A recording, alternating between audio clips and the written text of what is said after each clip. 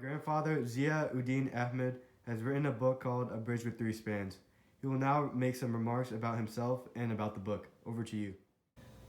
Thank you for this opportunity to say a few words about my book and about myself. The book, A Bridge with Three Spans, is a memoir, and its subtitle is An Indian Muslim Boy Lives Through Major Events of the 20th Century. First, a few words about myself.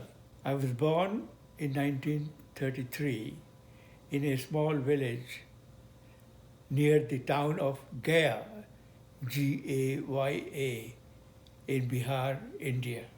During the first 14 years of my life, I lived under the protection and care of my parents and the family. In that period, I also completed my early education and what they used to call, I passed the matriculation examination. In 1947, towards the end of the year, in the last week of December, we, that is me and two of my older brothers, we undertook a long circuitous journey and arrived at the Lahore railway junction. Lahore had by then become one of the cities of the new state of Pakistan. In Lahore, our stay was very tumultuous.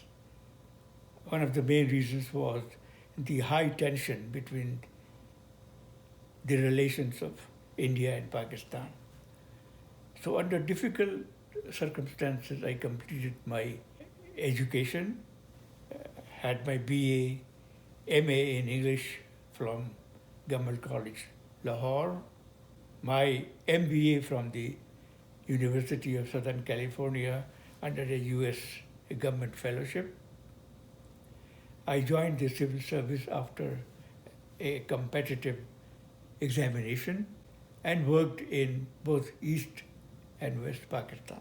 During service, I had the opportunity of getting selected by the United Nations to work for them as an expert in public enterprise management.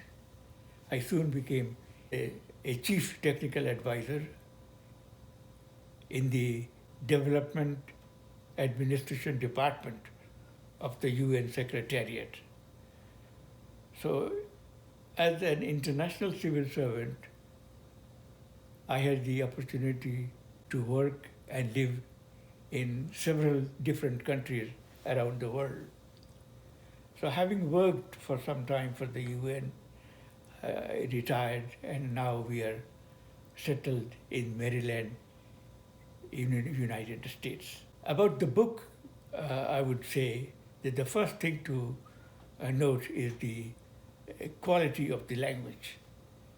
I'm glad that a few noted literary critics have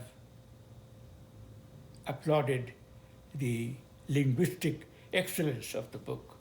The next thing to remember is who is talking in the book. In other words, who is moving the narrative forward, and also what is his writing style.